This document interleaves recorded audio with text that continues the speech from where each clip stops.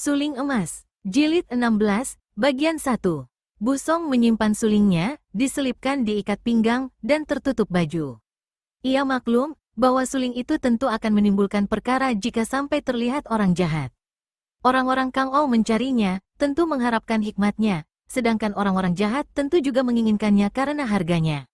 Suling ini terbuat dari emas yang tentu saja mahal harganya. Setelah tiba di darat, Busong menambah hadiah sepotong perak kepada nelayan itu, yang menjadi girang sekali karena hari itu ia benar-benar mendapatkan rezeki besar.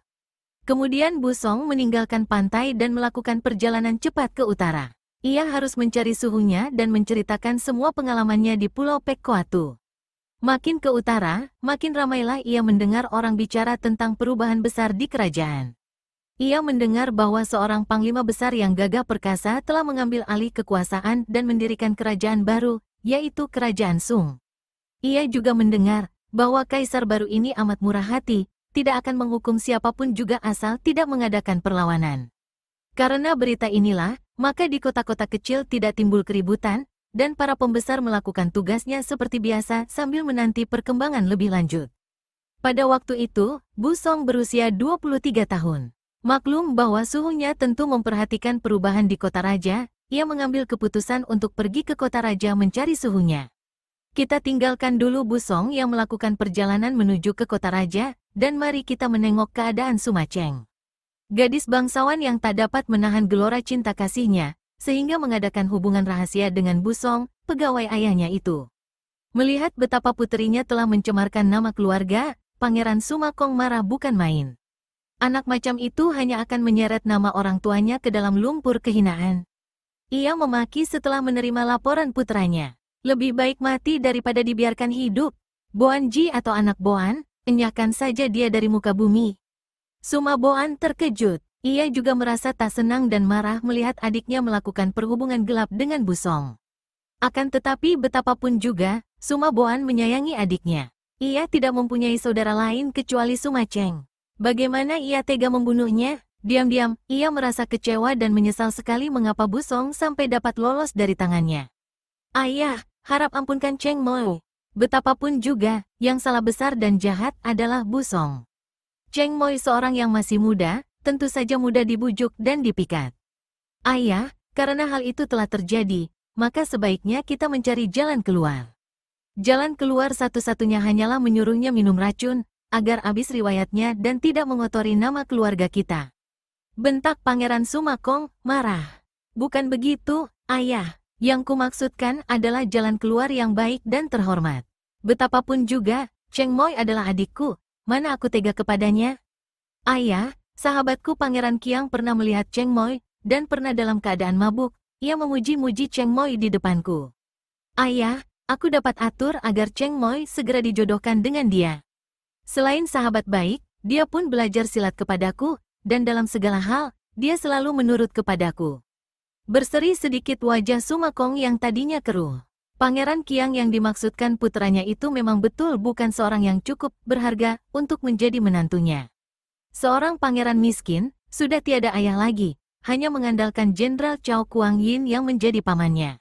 Akan tetapi, betapapun juga, orang muda itu masih seorang pangeran. Tidak buruk, sesukamulah. Akan tetapi atur supaya cepat-cepat menikah, dalam bulan ini juga. Siapa tahu? Sumakong menggigit bibir dan menggeleng-geleng kepalanya. Aku mengerti, ayah. Demikianlah, dengan perantaraan Suma Boan, urusan perjodohan itu dibicarakan.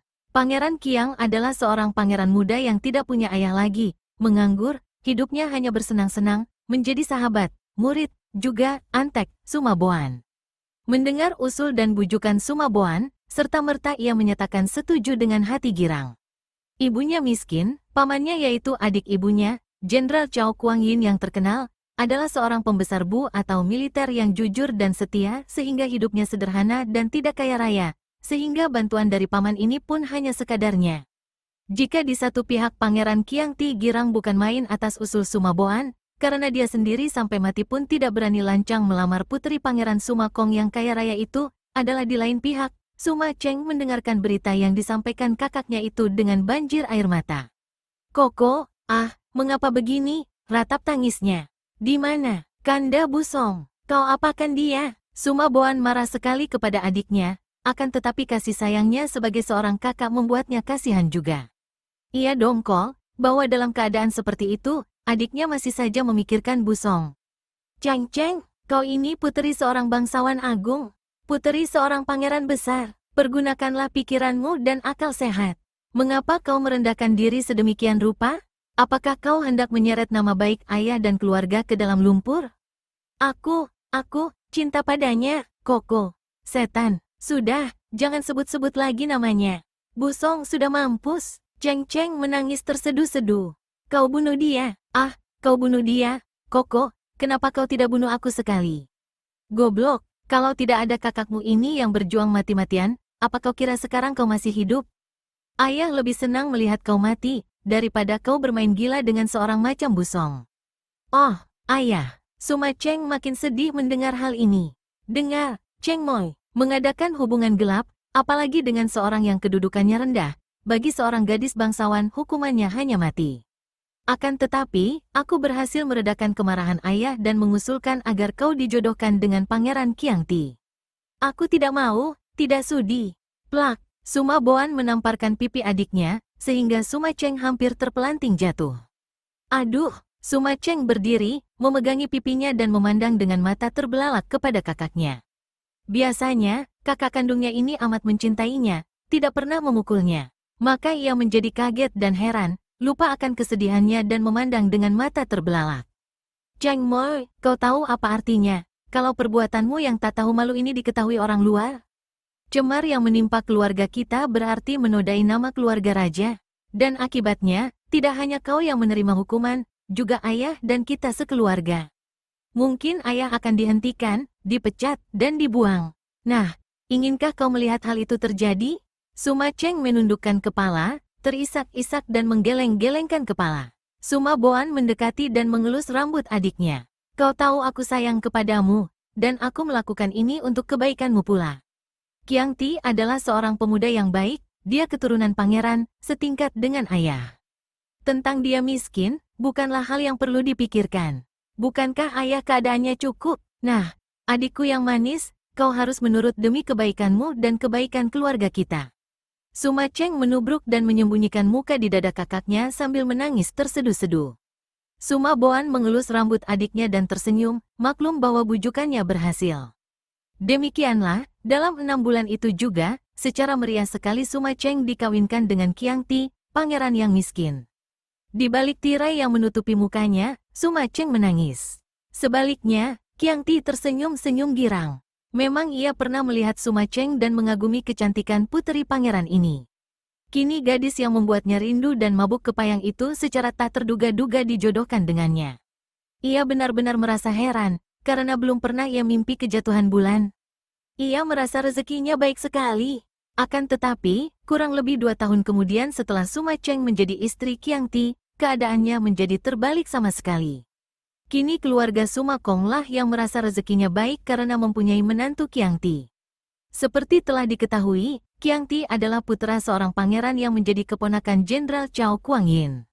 Dan kebetulan jenderal inilah yang menggulingkan tahta kerajaan, kemudian menjadi kaisar pertama dari dinasti Sung. Tentu saja sebagai keponakan kaisar, Kiangti kini menjadi pangeran yang terhormat dan tinggi kedudukannya, dan karena itu, keluarga Suma juga ikut terangkat naik. Memang, hal ini sedikit banyak ada pengaruhnya dan menguntungkan Suma Kong. Dia terkenal sebagai seorang pangeran yang korup.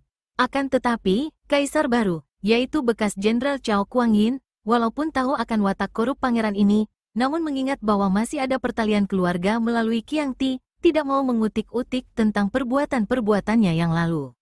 Kaisar hanya memberi pensiun kepada Pangeran Suma Kong dan membiarkan keluarga pangeran yang sudah kaya raya itu pindah dari kota raja ke kota Anshui.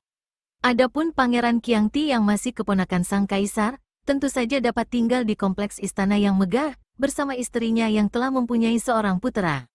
Pangeran Kiangti amat mencinta istrinya. Karena sikap yang amat baik, penuh cinta dan penuh kesabaran dari Kiangti ini, maka sedikit banyak kepahitan hati Suma Cheng karena terpisah dari kekasihnya dapat terobati.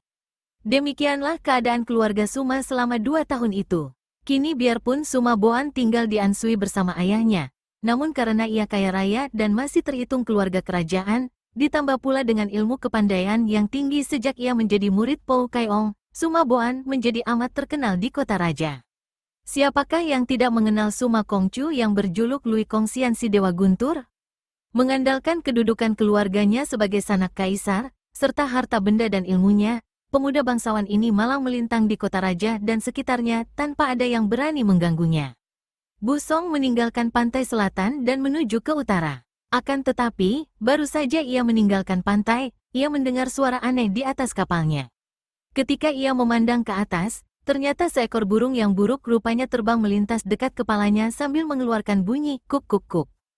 Teringatlah Bu Song bahwa di Pulau Pek Koatu tadi pun serasa pernah ia melihat burung ini, akan tetapi ia lupa lagi entah di mana. Burung itu adalah burung hantu, atau burung malam yang matanya berkilauan seperti mata kucing, bertelinga seperti kucing pula. Burung itu terbang cepat sekali dan lenyap di dalam sebuah hutan kecil di depan. Hari telah menjelang senja ketika Bu Song mempergunakan ilmu lari cepat memasuki hutan kecil itu. Hutan itu kecil namun liar dan gelap, hutan belukar yang agaknya tidak pernah didatangi manusia. Banyak bagian yang gelap, apalagi karena di situ terdapat batu karang. Agaknya di zaman dahulu, air laut sampai di bagian daratan ini. Aduh, setan iblis siluman tak bermata. Perut orang diinjak-injak seenaknya. Keparat, Bu Song juga kaget bukan main. Tadinya tidak ada apa-apa di depannya, bagaimana ketika ia berlari, kakinya sampai bisa menginjak perut orang tanpa ia ketahui. Betapapun suram dan agak gelap tempat itu, tak mungkin ia tidak melihat seorang tidur telentang di depannya menghalang jalan. Tak mungkin, tadinya benar-benar tidak ada siapa-siapa, bagaimana tahu-tahu kakek aneh itu dapat terinjak perutnya oleh kakinya. Ia demikian kaget sampai berjungkir balik ke belakang. Mendengar suara marah-marah itu, ia memandang penuh perhatian. Seorang kakek yang aneh, tubuhnya pendek sekali seperti seorang anak berumur belasan tahun. Kakinya yang kecil telanjang, kedua tangannya juga kecil. Akan tetapi, kepalanya besar, kepala seorang kakek tua renta penuh jenggot dan kumis panjang. Rambutnya panjang terurai, benar-benar seorang kakek aneh. Dan kalau memang di dunia ini ada setan iblis atau siluman seperti makian kakek tadi, kiranya kakek inilah patut menjadi seorang di antaranya. Akan tetapi, karena kakek itu pandai mengumpat caci, agaknya ia manusia biasa, pikir Bu Song. Cepat-cepat ia menjura dan memberi hormat. Mohon maaf sebesarnya, Kek. Saya tidak buta dan tidak sengaja menginjak perutmu. Akan tetapi, aku berani bersumpah bahwa tadi aku tidak melihat ada orang di sini. Memang tidak ada. Kalau aku tidak sengaja membiarkan perutku tersentuh kakimu, apa kau kira akan mampu menginjak perutku? Cih, diam-diam Bu Song terkejut dan juga dongkol. Ia dapat menduga bahwa kakek ini tentu seorang yang memiliki kepandaian tinggi dan sengaja hendak mempermainkannya, karena ia benar-benar tadi tidak melihat ada orang tidur di tengah jalan. Hal ini saja sudah membuktikan betapa hebat ilmu kepandaian kakek itu, sehingga dapat membiarkan dirinya terinjak tanpa dia yang menginjaknya melihatnya. Karena yakin bahwa kakek itu seorang sakti, ia cepat-cepat memberi hormat lagi dan berkata, "Maafkan saya, Lo Qianwei atau orang tua sakti. Sesungguhnya, seorang muda seperti saya mana berani bersikap kurang ajar terhadap seorang tua? Apalagi sampai menginjak perut Lo Qianwei, selain tidak berani juga takkan sanggup melakukannya. Bolehlah saya bertanya, Lo Qianwei siapakah dan apakah maksud hati Lo Qianwei mempermainkan seorang muda seperti saya yang tidak bersalah apa-apa terhadap Lo Qianwei?" Tiba-tiba kakek itu tertawa bergelak. Suara ketawanya amat tidak enak didengar, bukan seperti suara manusia. Bu Song teringat akan suara burung hantu yang tadi terbang lewat, dan, benar saja, dari atas kini terdengar suara burung itu, dan sesosok bayangan berkelebat. Tahu-tahu burung hantu yang tadi itu kini sudah hinggap di atas pundak kanan kakek pendek itu. "Siapa main-main? Aku sengaja membiarkan perutku kau injak atau tidak, itu urusanku. Tapi yang jelas dan tak dapat dibantah lagi, kau sudah berlaku kurang ajar menginjak perutku." "Betul, tidak. Hayo, kau sangkal kalau berani, kau, siapa namamu?" Kata-kata dan sikap kakek ini amat menggelikan, tidak karuan, dan seperti orang gila, atau seperti anak kecil yang nasar atau mau menang sendiri. "Nama saya Bu Song, Lo Qianwei, si Liu." "Heh, Bu Song, hayo bilang, kau tadi menginjak perutku atau tidak?" "Heh, betul, tapi saya tidak sengaja, Lo Qianwei." "Tidak sengaja atau sengaja, apa bedanya? Yang jelas, buktinya kau sudah menginjak perutku." Kau tahu siapa aku? Saya belum mendapat kehormatan mengenal nama Lo Qianwei yang mulia. Aku adalah Butek Lo Jin. Dan kau sudah berani menginjak perutku. Hukumannya hanya satu, yaitu mati. Biarpun tadinya Bu Song menganggap kakek itu seorang sakti yang patut ia hormati, akan tetapi mendengar ucapan-ucapannya dan melihat sikapnya, ia mulai merasa dongkol sekali. Betapapun saktinya, kiranya kakek ini bukanlah seorang yang patut dihormati, bukan seorang sakti yang budiman. Akan tetapi, ia tetap menahan kemarahannya dan bersikap sabar. Ia belum pernah mendengar nama Butek Lo Jin. Biarpun tak dapat disangkal bahwa ia tadi telah menginjak perut orang, akan tetapi ia melakukan hal ini tanpa ia sengaja, bahkan si kakek itu sendiri yang agaknya sengaja mencari perkara. Butek Lo Jin, jawabnya tanpa menyebut Lo Qianwei lagi karena ia merasa tidak senang melihat sikap kakek yang luar biasa ini. Yang memberi kehidupan kepadaku adalah Tuhan. Apabila Tuhan yang berkenan mengambil kehidupanku, aku akan pasrah dengan rela, akan tetapi kalau orang lain yang menghendaki kematianku, biarpun orang itu seorang tua terhormat dan sakti seperti kau, bagaimanapun juga akan kupertahankan hak hidupku. Kakek itu memandang dengan mata tajam dan tertarik. Aha, kau pandai bicara. Bicaramu seperti seorang terpelajar, pakaianmu seperti seorang terpelajar pula, agaknya kau seorang sastrawan muda. Dan seorang terpelajar tentu pandai bermain catur. Orang muda, kau pandai main catur? Kakek aneh, pikir Bu Song. Bicaranya membolak-balik, sukar ditentukan arahnya. Akan tetapi, ia melayaninya juga dan menjawab, bermain catur tentu saja aku bisa, akan tetapi tidak pandai. Bagus, kakek itu terkekeh-kekeh, dan dari balik bajunya ia mengeluarkan sehelai kertas yang dilipat-lipat, dan segenggam biji catur. Kertas itu ia bentangkan di atas tanah dan ternyata adalah kertas gambar papan catur. Duduklah, mari kita bertanding catur. Kakek itu tidak waras otaknya barangkali, pikir Bu Song. Akan tetapi, ia menjadi curiga dan bertanya, Butek Lo Jin, apa arti permainan catur ini?